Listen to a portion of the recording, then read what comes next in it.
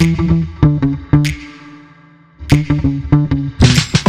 the show today, we have Kelly Wendorf, and here is why she is awesome. She is an ICF Master Certified Coach. She is an author, motivational speaker, and founding partner and CEO of Equus, an innovative self-mastery, discovery, and leadership development organization. She has worked with a few organizations we've all heard of, including Amazon and Microsoft, and her book is certainly one worth checking out.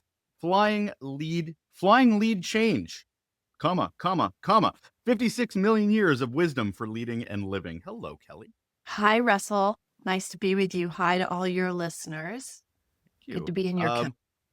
You as well. I think we're both waking up this morning. We are. We have a balance of the caffeine. We have a balance of the adrenaline of just doing a podcast is always nice. Yeah. But it's still a mix of energies for sure. Kelly, you're not off the hook. I asked the question I ask all of my guests because I'm super curious about our topic today. We're getting into nature and how it influences us to be better leaders. And Yes. I think we're all looking for ways to improve. But before we get anywhere there, the question I have to ask you is, what is your, Kelly, best or worst employee experience? You know, I just loved that question, Russell, because as I told you before we started recording it, it opened up this entire story, which I think is worth sharing. So I'm going to share my worst experience as an employee. In fact, this experience was the reason why I started working for myself and vowed never, ever to be an employee again. But it also shaped, my desire to be a better leader and manager to people because it was actually quite traumatic. So I was fresh out of college. I'd been recruited by the CEO of a radio station in Dallas, Texas, to be head of marketing. Now, I was way too young to have any business being head of marketing, but the gentleman who would be my boss had come from a very large market, and I think he thought it was going to be a cakewalk in little old Dallas, Texas, and that he could get me on the cheap. And he was diabolical. And I use that word very specifically. He was Good word. cruel. Yeah. I mean, he was cruel, the kind of personality that liked to pull wings off flies, that kind of very dark personality. And as often happens when you get caught up with someone like that, you think it's you. So, his cruelty, I would sort of see it elsewhere, but I really thought that on some level I deserved it. And, he drove me very hard, and he was unkind and unfair. And so when you asked me that question or told me that we were going to have this question at the beginning, I thought, God, is he? What's happened to him? So I, of course, went to Google, and he's since passed away. But somebody wrote a stinging eulogy. He's quite a famous person, so I'm not going to go too far. And the person who wrote the stinging eulogy was none other than Howard Stern. Okay. Wow. Now, Howard Stern is, anyway, we all know his dark humor and his dark, just Howard Stern.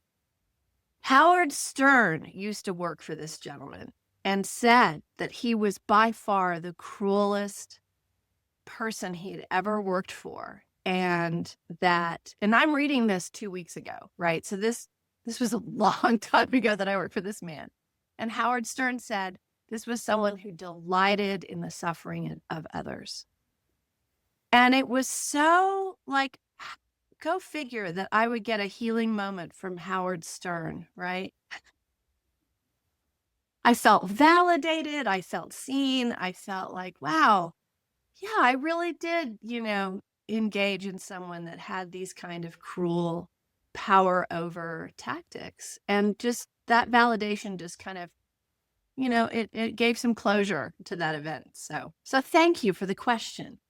We're here for therapy as well. I totally understand. I get it. Right. Where's the line of therapy and leadership? I can't. Two things. Thank you for sharing that story. Two things come up for me in that. One, how horrible of a leader and boss do you have to be to have somebody eulogize how horrible of a human being. So it wasn't just your experience, it was their career. That was their journey, Yes. was to be horrible. And that high profile, to be Yes. that high profile from Howard Stern. As people who have had bad bosses, many of us don't get the megaphone publicly that you got to have It's everybody know how horrible that person was. The other piece for me is that how young you were. Mhm. And if you enter the workforce, or at least mid-career, early mid-career, and you're too young for your role, but you really don't have experience, that's your normal. You don't realize that that is not how it's supposed to be. You think, you know what, I'm in this role. Maybe these are the dues I'm supposed to pay. This is the experience I'm supposed to have in order to be successful in this environment. It's all bullshit. That's And yet, exactly right. Yeah. so what was the trigger for you? It was just sort of you going, okay, this never again. Because you said you were quite young. So did you start your own entrepreneurial existence right out of the gate from there?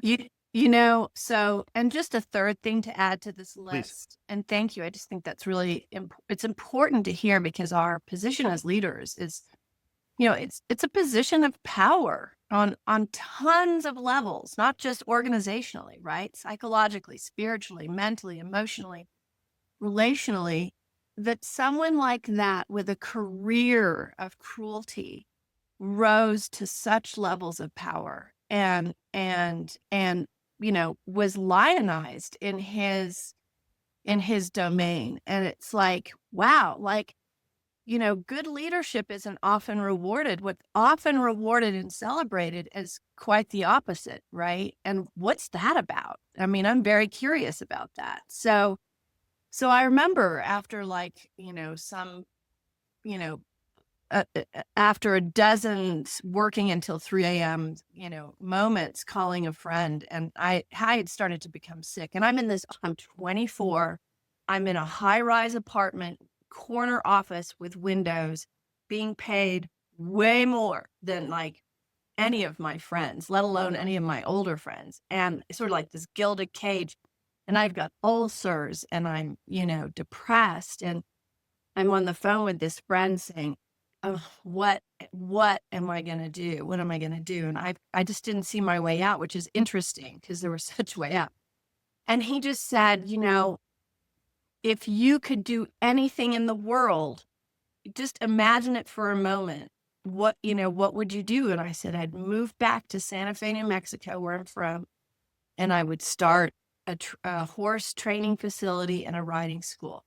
And just the dream of that was like Mm. it kind of like a little positive virus that just like went into my nervous system. And within a week, I was, you know, dismantling my life and moving out to New Mexico and starting my own business. So, also sometimes these darker forces in our life can be, these disruptors, so to speak.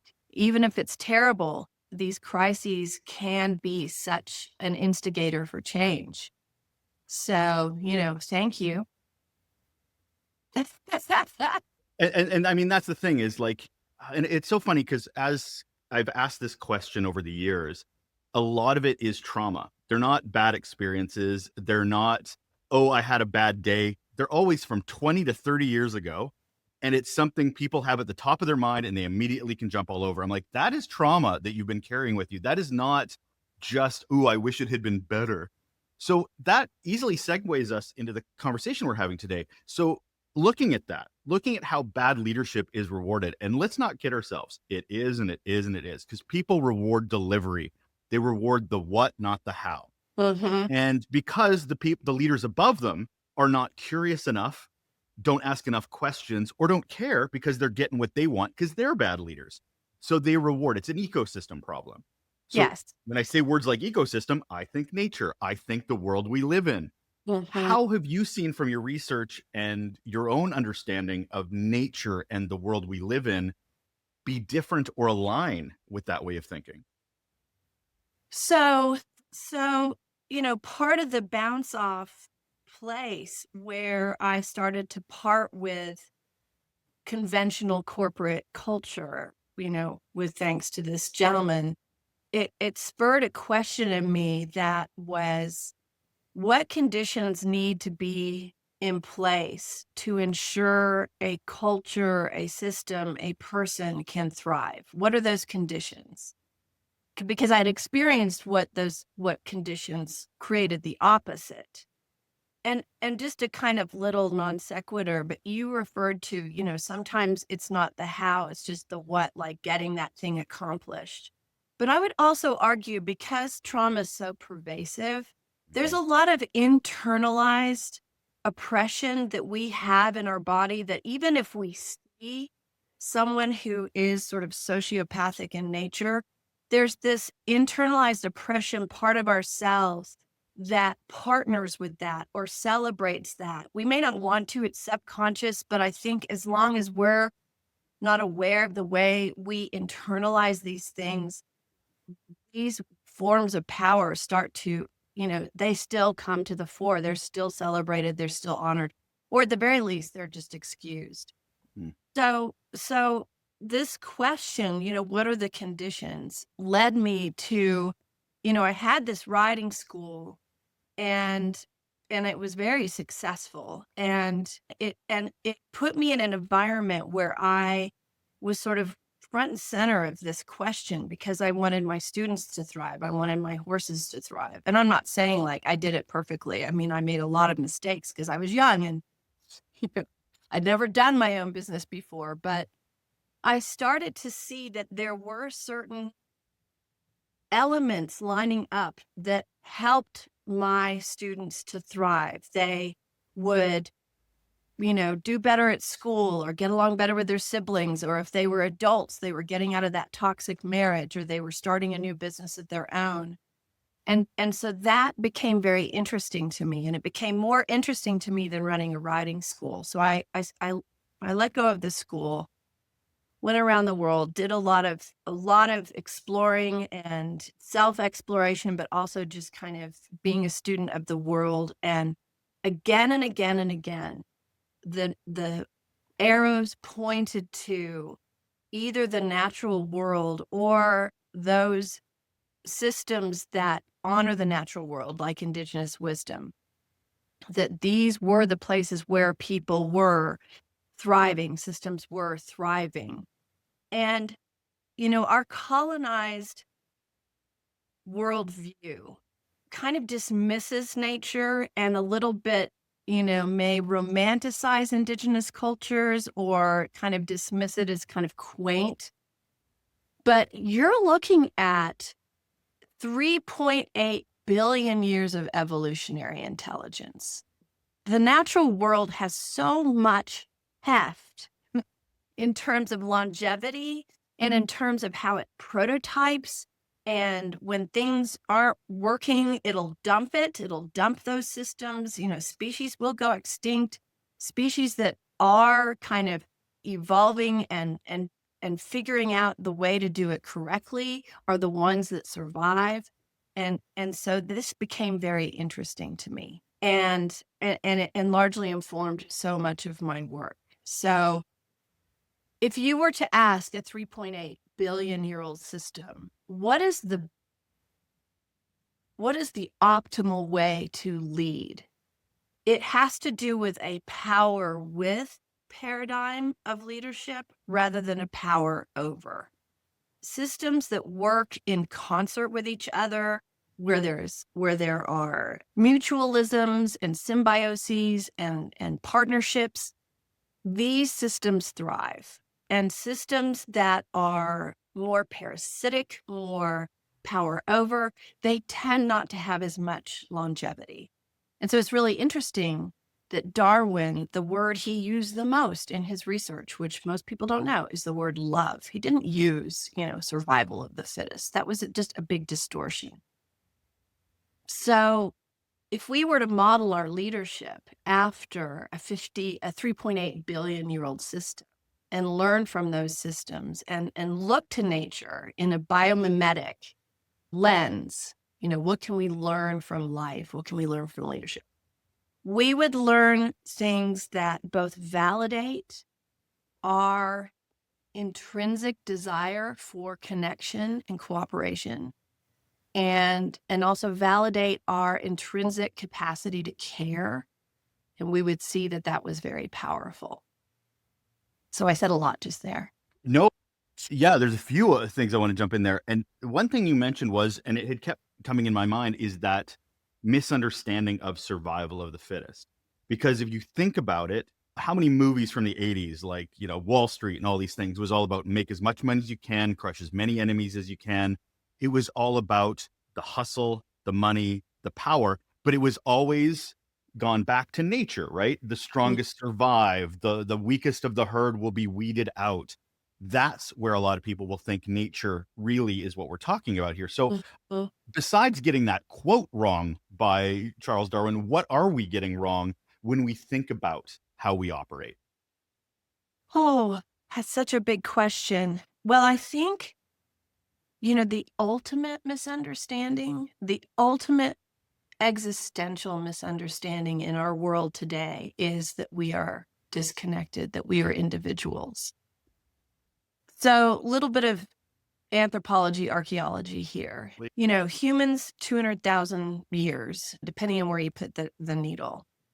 6,000 years ago, we shifted from a primarily power with partnership model of society that recognized not just intellectually, but a felt sense of our commingling and kinship with the natural world. We parted with that and went into nature can't be trusted. She has to be controlled. We're individuals. We're separate. It's like this fear based. And there's a lot of, kind of questioning as to what made that split happen 6,000 years ago. And there's some evidence that points to a series of cataclysmic events that happened on Earth, climate change and drought and volcanoes and tsunamis. And so if you think about it from a human's point of view in those days, and we didn't have internet or news, we couldn't see that, there's a tsunami here, but there's not a tsunami in the country next door. It just seems like suddenly nature has turned against us in a very, very significant and sudden way. And this all sort of started happening in the Fertile Crescent area, of the Middle East. And we sort of collectively felt a trauma, a historic trauma that was very significant that said, whoa, we can't trust nature. And you know what? We can't trust each other at all. And so now we have to go to war with each other and we have to fight for lands and we have to kill each other and we have to control nature.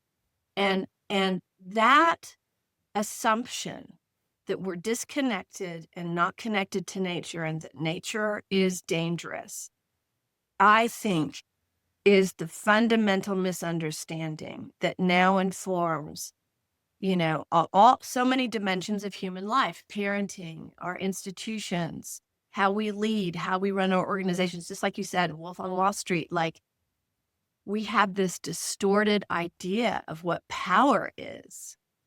And in order to kind of shift that paradigm, we have to make a very deep, fundamental shift of our understanding of our belonging to all of life. And then that translates into some very, very practical ways that we apply that into how we lead our organizations. So why? I think that's the bigger question too, is because you're talking very big concepts here. We're talking, Yes. I mean, how can you not when you're talking 56 million to billions of years of evolution and Mm. ecosystems and how we interlock? But I'm also thinking, well, are we talking about animals? Are we talking about indigenous people? Are we talking about the ecosystem? Like, it feels really hard to go, okay, as a leader listening to this, what do I grasp onto? Yes. Because there's so much diversity even within that scope, much less the diversity we deal with every day. Yes. So you focus on the horse herd as a large way of informing. So Mhm. I want to kind of bring it down to relatability a bit, because I think people might just not know where to hook their Yes. teeth into, for lack of a better metaphor. How does that translate into better leadership? Well, so, precisely for the reasons you're talking about, where could we go to a more centralized place to learn some of these lessons? And because I was, immersed in horses and horse culture and horse everything, I started to learn from the way they did things and see the outcomes of that. So I'll kind of be wide and then take it into more how this translates into our daily life as a leader, as a human being. The horse is one of the most successful mammals on the planet, second only to the platypus, 56 million years. Okay, so they've been around a really long time. What is it about this species that has ensured their success? So remember my question, what are the conditions that need to be in place to help us to thrive as a company? Let's just take it there. Well, let's look to a system that has already done that. Let's be scientists and look, where is there a system that has ensured its longevity and success and thriving? The horse system is an interesting one to look to, primarily because of their success, and they're mammals like we are. The reason for their success has to do with their culture, and you could call it their organizational culture. And that culture focuses on five key, let's say, values or principles. And those key values are safety, connection, peace, freedom, and joy. And the leader of the herd is the one who's selected. They don't appoint themselves. They don't go, hey, I'm the best and I'm the biggest and brightest. They are selected by the herd based on their ability to keep those five principles intact. And so they do it through care and presence, not dominance and force, like we've been taught to believe in the Hollywood, stories. So check it out. We've got a 56 million-year-old system that has been successful because of principles of safety, connection, peace, freedom, and joy. So if I were to take that little model, that little framework, and embed it into my leadership style, how can I help my people to feel safe? How can I support connection? How can I cultivate joy in the workplace and peace and freedom to fail, freedom to choose, freedom to try things out, enough safety that I have freedom to prototype things or to ask what I think might be stupid questions. These are very, very tangible principles that actually do ensure the well-being of an organization or a team. So before I started writing about this, I decided to play with it. Let's just see, does this work? And, these are fairly lofty attributes to strive for. But, you see these kinds of words on posters over the water cooler, right? Don't get me started on values posters, but yes, go on. Values posters, right? So, and they're not just sort of theories for the head. Like, how do I embody safety so that when I walk into a room, the impact I have on others is that they feel safe? And so we're talking real mastery here. That's a sort of lifelong endeavor. And we strive very much at Equus, at my coaching organization, to embody these principles. Some days we do really well. Some days we really suck at it. But we get to fail and fail forward, right? We get to learn from those places and what's not showing up. So it's excuse me. So it's a way of life. It's not just something that we put on when we walk into the office. This is a way of life. Because if I'm going to embody, say, the principle of safety, it has to be embodied, or I'm invited to embody it when I'm at home with my kids, with my friends. And it becomes a kind of lifelong, way of moving forward. So care and presence as a leadership style is very different than domination, force, charisma, leading ahead, being at the front of the line.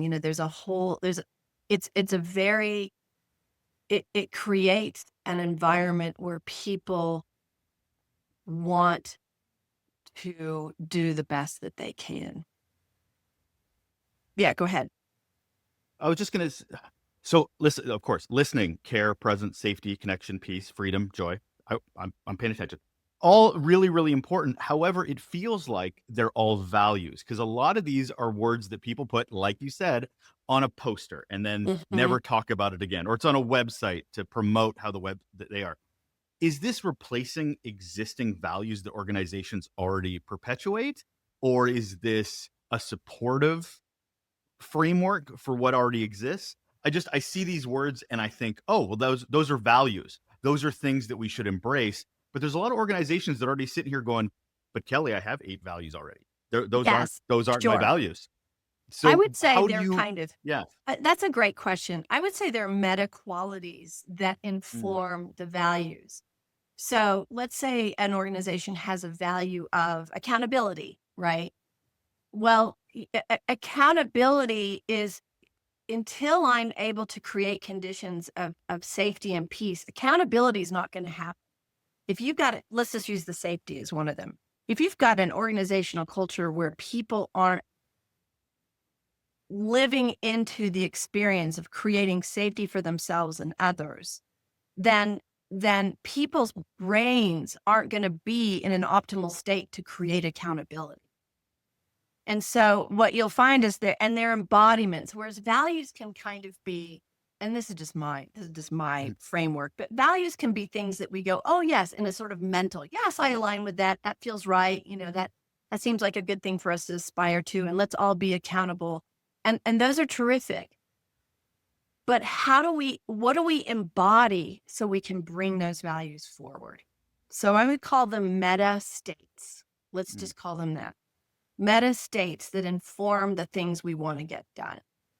So for example, one of the tenets of our business is to be very, very high touch, to make sure that from the moment somebody contacts our company to the moment they leave, engaging with our company, they feel cared for. They feel like we have attention to every detail of their engagement with us.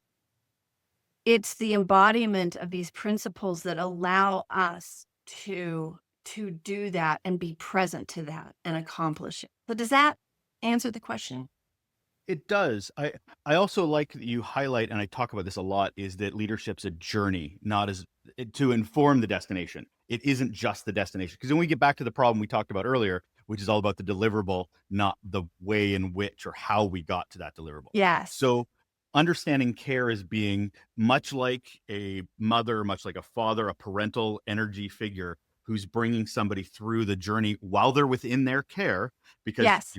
as they move somewhere else. But that brings me also back to conflict because I've seen enough David Attenborough and enough, wide, the National Geographics where conflict, when it comes to those animal nature systems, they're a little violent, Kelly. So I'm Yes. like, what do we bring into the workplace that would Nature's embrace that? tough. Well, so that is a great question because people often they'll look at saying, let's look at a horse herd and they'll look at some of the like clashing that can happen or where a horse will be really fierce with another horse and say, move out of the way. You need to move out of the way. And it's hard for humans to hold this paradox of where, wait, what does that have to do with care and presence? Well, care from a natural point of view has to do with being connected, showing up, and being willing to challenge. We have to be willing to challenge. So, care is just absolutely toothless if we're not willing to challenge. And challenge is completely unconstructive if it doesn't come with care, right? So part of the care paradigm is just like a parent, you know, disciplining, having clear boundaries, having the hard conversations, right? But a, all with a sense of caring for the whole. That this has to serve the whole, not just individual interest. So there's a very robust dimension to this caring presence. that is uncompromising, strong, clear. I mean, if a male horse is not behaving in a way that works for the herd in care of everybody's thriving, that horse is not allowed to be inside the herd until he can figure it out. And that's just the deal. And he may die. He may, right? And so in a power with paradigm, there is plenty of room for that kind of robustness. But what happens is that very often people conflate conflict with power over, that conflict has to be dominance over, win, lose, right, wrong. So there's one of your principles, your meta principles, that I feel like it might butt up against a lot of this, which is freedom. Because how that's defined by people, because you're talking about, well, if you don't play well with the team, then you're going to be ostracized until you play well with others. And that ostracized person's like, but you're taking away my freedom. You're taking away my ability to show up as my full self. Yes. So how do those butt up against each other when you're trying to work as a unit versus that diversity and people's differing definitions of what quote unquote freedom is? So remember that understanding that we are all connected. So freedom without that understanding, is just anarchy, that everything I do has an impact on others, everything I do. And so, yes, I am free, and that freedom comes with responsibility that recognizes that we are all connected. Right. And so a lot of folks get this freedom thing a little bit confused because they think about their individual freedom. There is no individual. Scientifically, you can't find where my molecules end and your molecules begin. There is no individual. And that idea that there's an individual is the original lie that creates so much mess. And I get to have my uniqueness, but my uniqueness is within this field of interconnectivity and kinship, right? So it's a rather esoteric edge, and yet it's not, because if you look at the neuroscience, right, and you look at the biology, you see that this is so. It's just that our brains have been so conditioned to see an individual self that has some, as if somehow I had a cocoon around me and whatever I do has no impact on you, right? So it's always back to care for the whole. How do you talk to a leader? And I put air quotes on this because leadership's not, leadership is defined very differently, but organization to organization. How do you talk to them when they're all celebrating newness? They're celebrating innovation. They're celebrating AI. They're celebrating, like, it's all about the new and the shiny. When you're talking about 57 million years of evolution and they're like, Right. but that's looking back. We want to look forward. It's such a paradigm shift for how they approach the dollar, the next step. Yeah. So what are you saying to them to sort of make them rethink this?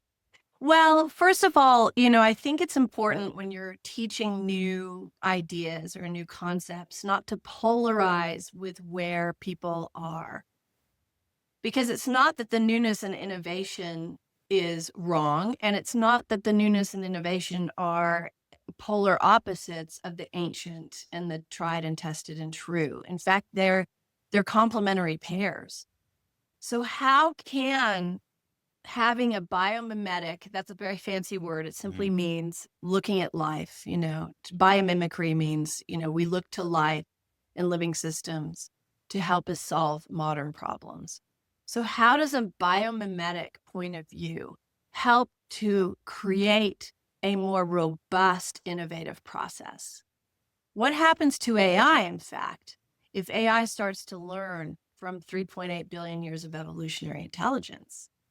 Now that, and not just source information from humans, which is a very, very new, humans haven't been on the planet for that long. So what happens there? And so it's an invitation to turn it into a complementary pair so that these bright new shiny things are even better. What more could we add to Right. this trajectory, right? But we don't have influence over entire organizations. So as a leader, I can model and I can influence my team. I Hmm. can look to nature as, models for that, as a horse herd going, okay, I'm this role within the horse. But we're also working in environments that completely disagree with this, that completely Yes. work in other ways. So we have ecosystems butting up against other ecosystems. Yeah. Where do we approach that if we're trying to think differently and yet? Yes. Yeah. That's a beautiful question. Just like the natural world, right?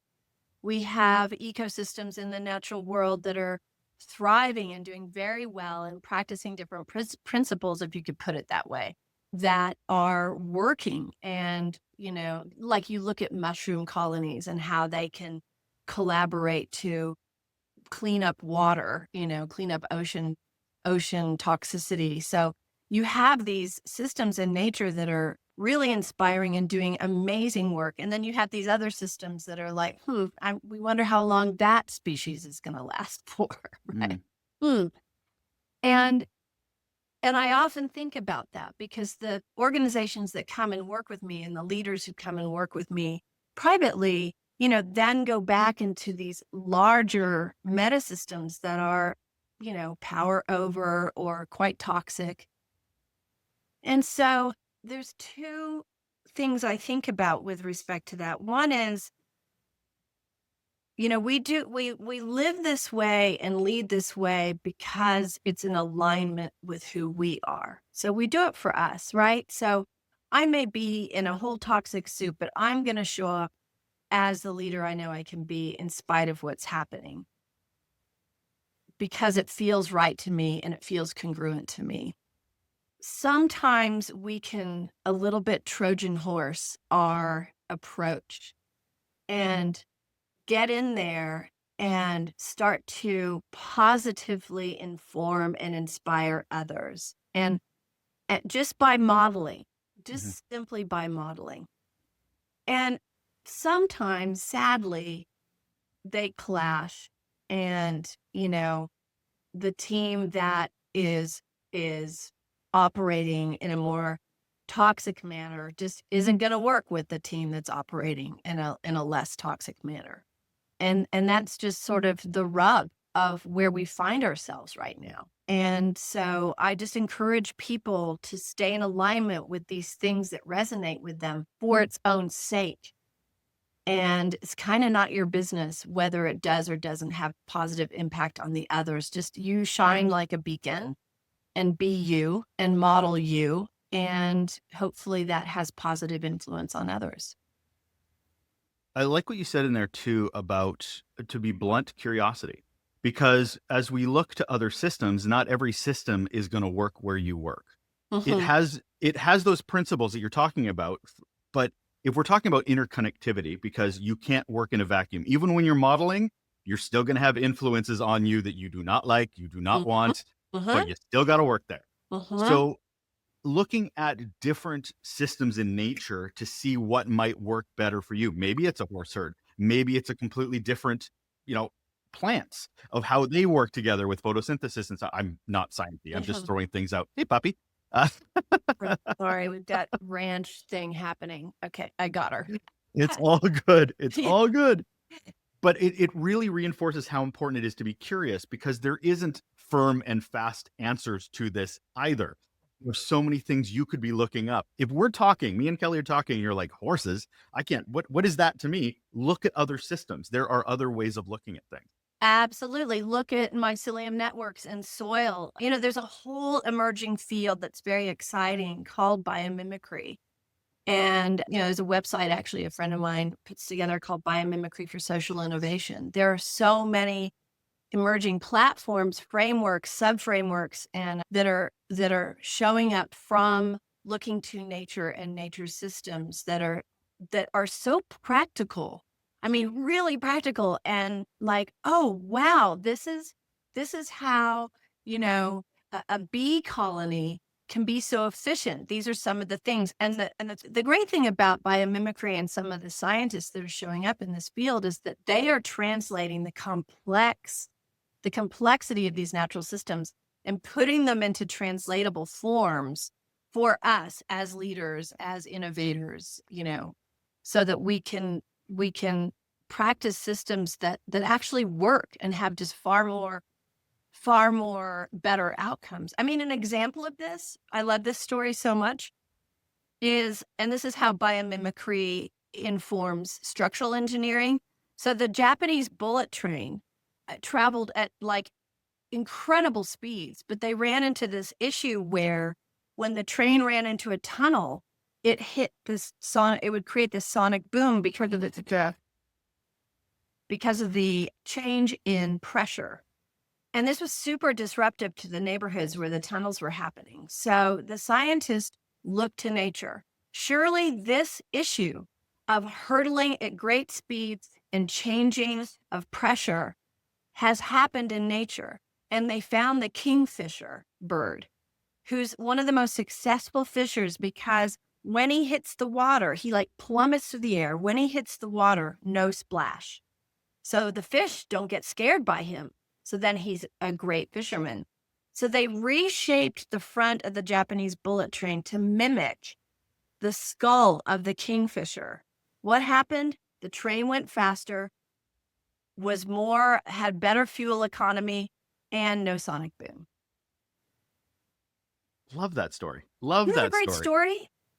And it comes back to curiosity. And I think there's so much pressure on leaders because, and I'll go back to you being a 24-year-old putting in a position that you shouldn't probably be in, is that we're so quick to put bums in seats to fill roles rather than the right person in that role because we haven't nurtured them, we haven't grown them to be mature enough to be in the role they're supposed to be. The thing is that when we do that, when those ecosystems leaders do that, we expect those leaders then to have all the answers, which we never do. And we shouldn't as leaders. We should be curious. So I love stories like that because we're looking at our environment going, I don't have the answers, but there might be an answer out there that works for me. Yes. If it comes from nature, fantastic. But you can't just go through life thinking you have it all, have all the answers, when you really just by nature can't. You can't. And another quick story about a team learning that lesson. Just the other day, it was here with me, and it was a team of 8 senior level leaders. And they each had a horse, and they were getting the horse to go from one cone to another cone. And we had 2 people per horse. So it was one on each side, and they had to get there together. Simple enough.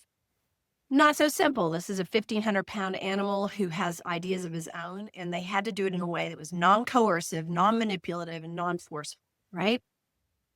Well, what they learned through this exercise is that they might drift, but getting feedback from the horse and from the environment allowed them then to course correct and then get back on track again. And so the path looked a little zigzaggy, but they got to the cone, but they said, wow, it's not linear. We had to be curious about what was working, what was not working. We had to be willing to make a mistake. We had to be willing to stop and course correct. But it got us there, and it got us there well, like back to your how. We got there well in right relationship to each other, to the project, to the goal, right? So somebody's listening to this. I love wrapping it up a little bit with, okay, what if I want to dip my toe into this? But, I don't know if I'm ready for the full everything. What would you recommend to someone who's maybe a little skeptical of this, but they want to experiment? They want to maybe see what it looks like to shift their perspective. What would you recommend is that toe dipped in the water? Well, I first would start with where one's frustration is. Where are you frustrated, either with your team or yourself or an outcome? Because that frustration always signals an opportunity for growth. Frustration is wonderful that way. And then just be curious. First of all, don't vilify the frustration. Don't vilify what's going on. It's just an opportunity to course correct, right? That's all it is. So then be curious. And I would challenge everyone to look somewhere in the natural world and see how they solve that problem. Just a little thing, a little shift, Does it have to do with conservation of energy? Does it have to do with a mutualism you see? But just have a look at what it's modeling and just see if there's something there for you that might add something different than you would get from the human world. So as And an example, I was just curious, as an example, when have you been able, like what problems have you found and where did you pull it from? oh, wow, what problems have I found? Okay. So just recently, climate change has really impacted this little ranch here in northern New Mexico. We've had fires and the last couple of monsoons here have been we've had just violent rains and flash flooding and water. So all the systems we had on this land were actually contributing to making the water run faster and be more damaging and start taking out like fences and gardens. The feedback was, this isn't working. The way we're managing our water is not working. So we paused and looked at the way the desert handles water and how ancient systems handled water. And what we found is that you look to some of the Native American people who farmed for 6,000 years here, and they did these things called Zuni bowls. So we were channeling water off the land. That makes it run faster and makes it more dangerous. Zuni bowls spread it out, slow it down so it can sink in. So we built Zuni bowls on our land, which are kind of like plates with rims, like pasta plates, right? And sure enough, the water would come onto our land, spread out, slow down, sink in. The trees started growing, the bushes started growing, the butterflies started coming. It was crazy. It was crazy. So this crisis called flooding suddenly became this opportunity to learn something from the ancient world, do it their way. And I mean, not only did the water situation get healed, but we had all these benefits, just like the Japanese train story, right? So I get so excited about that. I get so excited. I love that I mean, what better way to end this than on the idea of turning crisis into opportunity? And going back to the point that we shouldn't have all the answers. So if we have these glaringly huge problem in front of us, stop looking internally, start looking externally, because that might be the road to the solution. Yes. And reframe crisis as simply a disruption point that is an opportunity to bounce forward evolutionarily. That word. Yes. It's not an opportunity to double down and keep doing things the way you've been doing it. It's an opportunity to be curious and look and see what's something new that you can learn or do. That is Kelly Wendorf. She is an ICF Master Certified Coach, author, motivational speaker, and founding partner and CEO of Equus. And she's got a book. Well, if you haven't been listening, you really need to be checking out this book, Flying Lead Chains, 56 million years of wisdom for leading and living. Thank you so much for being here, Kelly. Thank you, Russell. I loved our conversation.